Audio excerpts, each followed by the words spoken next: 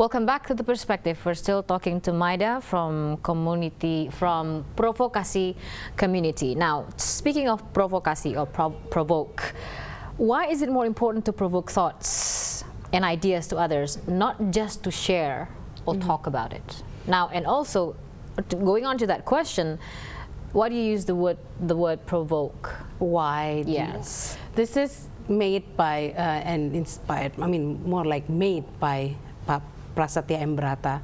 He's the one having this line, this tagline.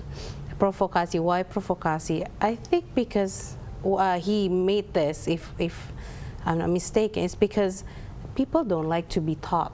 They don't like to be Told what to do? What to do. So with provoke, it's more like it's just a conversation, and sometimes like, why don't you do it? Or you know, something that provoke inside of you, because you're the one that having the decisions, right? Right. And so the things that we cannot, like, you need to do this, you need to do that. It's not gonna provoke something, or it's not gonna make somebody's making decisions. Like you said, it's not going to provoke something. The reason why I ask is that more often than not, when we use the word provoke, it has a negative connotation. It goes on towards the negative way instead of the more optimistic or positive way. Yeah. So here you just want to leave it out to the table and leave it to each individual to actually explore more about the idea. Yeah. We're responsible for our actions. We're responsible for our decisions, and we're responsible for our mind and our heart. Yeah. So the things about it, if they said that they provoke, means that they make a decisions because of that, you know, people, whatever people's telling. And it's not just a negative words, actually, because you can provoke something positive, of course. Like, you know, if you can provoke something that makes people want to move and help people, right? That's still provoking, right? Right. It's just because of the now people talking about provoking as something that very scary, and that is, I think, what Prasetiani want to do. It's provoking in a positive way. Like, you know, if you don't need to talk, why you have to talk? If you cannot say good things, why you have to say bad things? Like, you know, something like that. So it seems to be, I'm actually pretty much looking forward to what will transpire during that day. It's not just a sharing session. It's not just an expert talking to an audience and telling them, hey, this is an idea, but actually asking the audience to get involved. Yeah. So are there any specific techniques or sciences that you will hold in these sessions to make sure engagement with the audience, and that the audience are provoked to actually also share their ideas to the table? I think every speakers that we have is going to have something.